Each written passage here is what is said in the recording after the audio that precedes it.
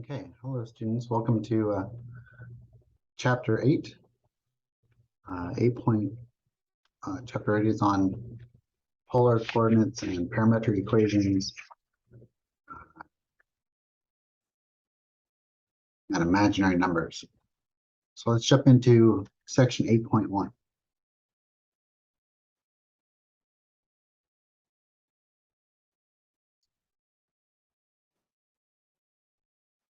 Okay, 8.1, complex numbers, polar equations, and parametric equations. So complex numbers, complex numbers, the imaginary unit I is the principal root of -1, as defined as I equals the square root of -1. So I squared equals -1. Okay, note that the principal root of a negative number is defined as the radical negative of a is equal to I radical a. Okay. Example, write each number with I. So this is radical -7 is going to be I radical 7. It's basically the square root of -1 times the square root of 7. And the square root of -1, I can break this up based on the properties of exponents or radicals. And this is I radical 7.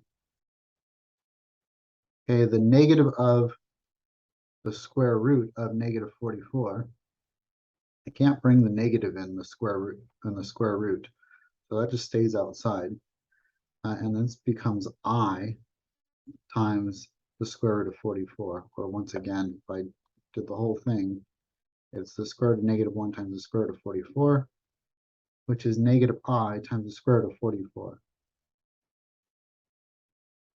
Okay, the product rule for radicals, the square root of a times the square root of b is equal to the square root of a times b, does not work. Again, this does not work when both radicands are negative. Okay, radicands are what's under the radical.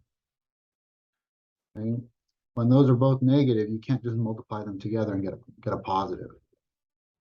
Okay, so before multiplying, we must first rewrite the negative radicands in terms of I. So for example, negative radical 8, well, that's I times radical 8, okay, times radical -6, that's I times radical 6. If I want to simplify this, this would become I times I, which is I squared, times radical 8 times radical 6. I can multiply that together if I want to. However, I might want to simplify radical 8 first, because I can pull out a perfect square out of that. That's radical 4 times radical 2 times radical 6. The radical 4 is a perfect square, and so I can turn that into 2. So this becomes I squared times 2. Or maybe I'll put the 2 in the front. Well, I don't want to skip too many steps. This is I squared times 2 times the square root of 2 times the square root of 6. The I squared is -1. Okay, it's if I take a negative radical, if I take a I, which is negative radical 1, and I square that, then what happens is I undo the radical, which becomes I squared equals -1. Okay, and so I squared is -1, and this is going to be -1 times -2 times. Now I can multiply the 2 and the 6 because they don't contain any perfect squares, like 1, 4, 9, 16, anything that can be reduced by a square root. And that's just radical 12. So the whole thing becomes -2 radical 12.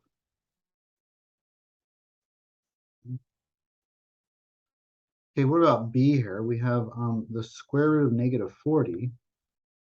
So I'm going to pull out the -1, the -4, or the +4, and the radical 10, all over radical 10. So this becomes I times 2, or 2I radical 10, all over radical 10. And so this just becomes 2i.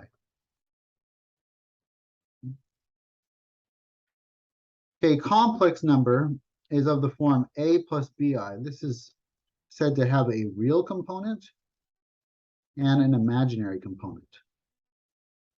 Okay, a real component, all real numbers have an imaginary component of 0, and all imaginary numbers have a real component of 0. And if you have a real component and an imaginary component, you have a complex number.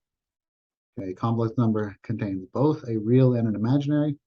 Okay, again, all real numbers are complex numbers because they can be written as a plus 0i. A pure imaginary number is of the form 0 plus bi, and a complex number is of both, has both components to it. To add complex numbers, we simply add the real parts and add their imaginary parts. Similarly, when subtracting. Now, when we multiply complex numbers, we say that we multiply the polynomials and replace each I squared with -1. We'll perform the indicated operation. Let's subtract here.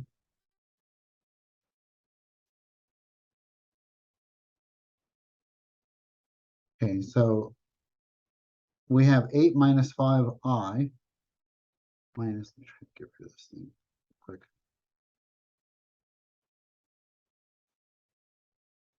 Okay, 8 minus 5i minus 12 minus 3i.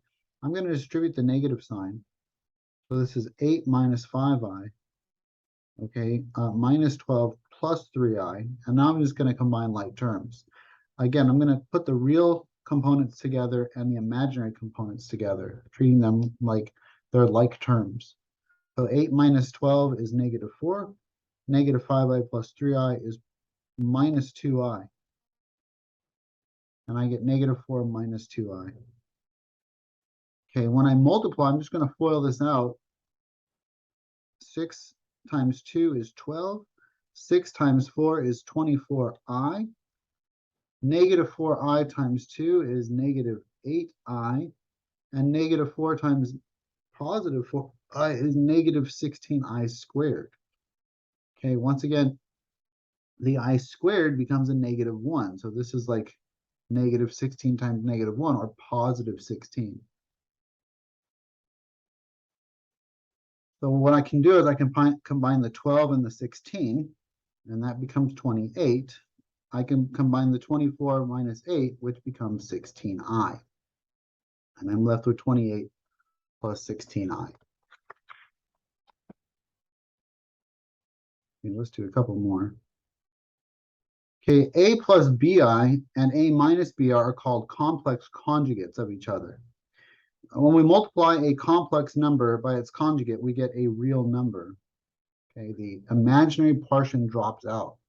If I do a plus bi times a minus bi, this is called the difference of two squares, and this becomes a squared minus bi squared. Again, but the I squared gives me -1. So this just becomes a squared plus b squared, which gives me a real number. There are no imaginary values there. Okay, that's just a real number. Okay, when dividing complex numbers, we multiply the numerator and denominator by the conjugate of the denominator. Perform the indicated operation, write each answer in standard form.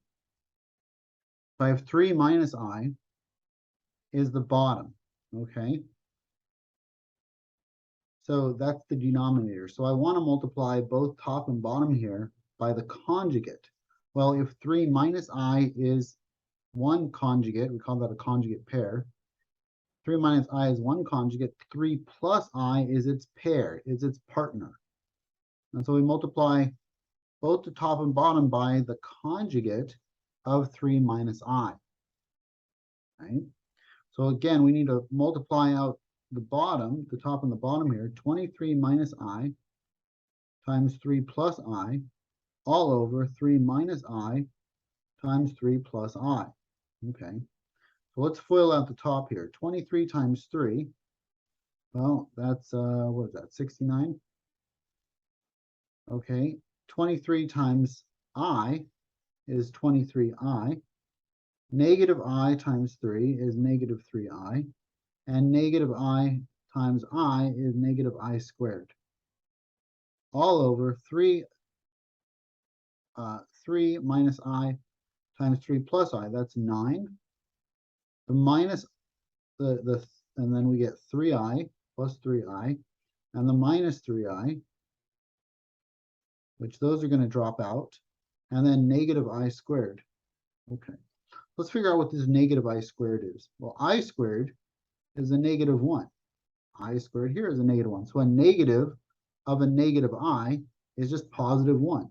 So this becomes 69 plus 23 minus 3I. These combine into 20I plus 1. 9 minus I squared. Well, again, that minus a minus 1 is plus 1. So this is just 9 plus 1, which is 10. So the 69 and the 1 combine, the 9 and the 1 combine. So this is 70 plus 20I over 10. And now I can divide the 10 into both of those because I can break this up like it was a common denominator. 70 over 10 plus 20I over 10 is equal to 7 plus, oops, that's an I, 7 plus 2I. Okay.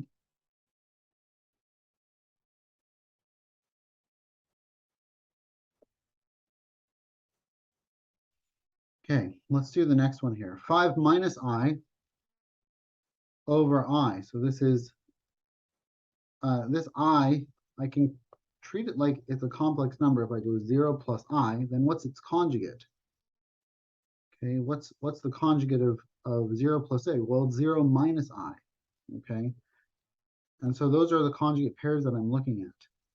So I'm going to multiply both top and bottom by 0 minus I. 0 minus I. It's going to be a little easier to just treat that as a negative I. I don't have to go through all of the foiling out that way. This is 5 minus I times negative I. 0 minus I is just negative I.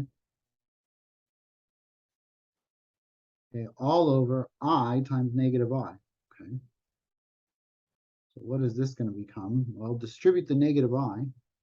I get negative 5I plus I squared. Okay. What do we say I squared was? Oh yeah, that's negative 1. So just keep that in the back of your mind. Okay, and then this is I times negative I, which is negative I squared. And so if I squared is negative 1, then negative I squared is positive 1. So this whole thing becomes positive 1. And so we get negative 5I minus 1 all over 1. Well, anything divided by 1 is itself. And I'm going to reverse the order of this so that it's a plus bi. So the imaginary component goes last. So I can rearrange this by saying this is negative 1 minus 5I. Okay, and all of that's divided by 1, which just is the same thing. Okay, note, powers of I. If I take I and I is just the square root of negative 1, okay, which is just I. So I is just I. I squared, we said, was negative 1. Okay, it's the square root of negative 1 times the square root of negative 1, which is negative 1. I cubed, well, I cubed is just I times I squared, which is going to be I times negative 1, which is negative I. So I cubed is negative I. Okay, and I to the fourth is going to be I squared times I squared, which is going to be negative 1 times negative 1, which is positive 1. Okay, so let me make this chart a little simpler. Okay, so I was just I squared was negative 1 because it's just, we already know that. Okay, I cubed is just the previous two multiplied together, which is just going to be negative I. And then I to the fourth is just I squared times I squared, which is just 1. Okay, and the powers of I, they're going to cycle through like this. If I were to multiply 1, or I to the fourth, If I wanted to find I to the fifth, that would just be I to the fourth times I, which is 1 times I, which is just I. Okay, so every 4 powers, they just recycle the same pattern. They cycle through the same values here. So I can use the remainder of the power of I to help me get what the value is. Okay, for example, if I take I to the 19th power here, and I take 19 divided by 4, well, 4 goes into 19. Okay, 4 times 4 is 16 with 3 left over. So this is 4 remainder 3. And that remainder 3 will tell me, oh, okay, this is equivalent to I to the third power. And I to the third power is the same thing as negative I. So that simplifies to negative I, using the remainder there. I to the negative 9th power, okay, this is a little bit different in that I have to go 1 over I to the 9th power to make it a positive value. But now I can divide by 4, and 4 goes into 9 twice with 1 left over. So this is 2 remainder 1. And that remainder tells me that it's equivalent to I. So this is just 1 over I. Now, if I wanted to simplify that, this is a quotient now. And so I have to divide by, so when I'm dividing by a complex number, I have to multiply both top and bottom by the conjugate. Okay, so how do we deal with that before? Well, we dealt with that by multiplying both top and bottom by negative I, okay, which is the conjugate to positive I. So this becomes negative I over negative I squared. Okay? Trust me, this is going to simplify in a minute. Negative I squared, well, what's negative I squared? Well, I squared, just I squared is negative 1. And the negative of negative 1 is positive 1. So this whole thing on the bottom just becomes positive 1. So this becomes negative I over positive 1, which is negative I. Same thing that we got before. Okay, what about 4I cubed?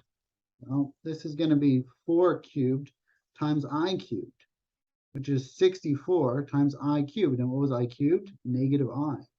So this is negative 64I. And you solve this quadratic, okay, using imaginary numbers. So 2x squared minus 2x, I'm going to add 5 to both sides, plus 5 equals 0. Let me use quadratic formula on this.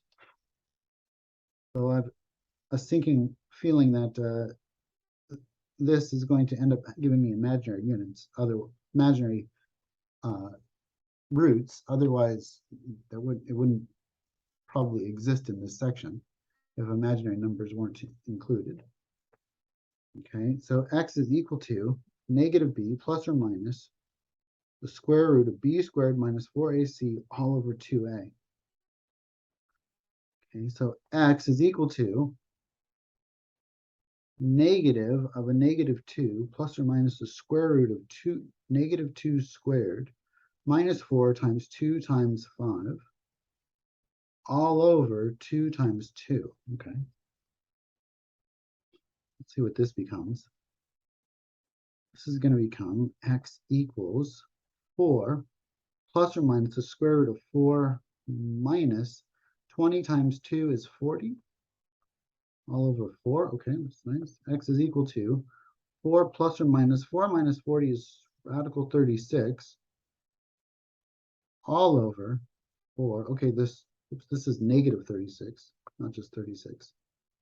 Negative 36. Okay, so that becomes that negative 36. That's going to become I radical 36. X equals 4 plus or minus the square root of negative 1 and the square root of 36 all over 4. So this that's a negative 1. This becomes 4 plus or minus I 6. Radical 36 is 6, so I'm going to rewrite this as 6I over 4. Okay. And so I can break this up into 4 plus 6i, or let's break it up like this. 4 over 4 plus or minus, put it over common denominator 4, 6i over 4, okay. So this is going to be x is equal to 4 divided by 4 is 1. 1 plus or minus 3 over 2i. Okay, so that's the solution. There are two solutions there. There's 1 plus 3 over 2i, and then there's the conjugate pair, 1 minus 3 over 2i. So the roots of polynomials will, if they involve imaginaries, will always end up with a conjugate pair. Okay, always. Okay. Okay, and that's 8.1, and I will see you in the next video.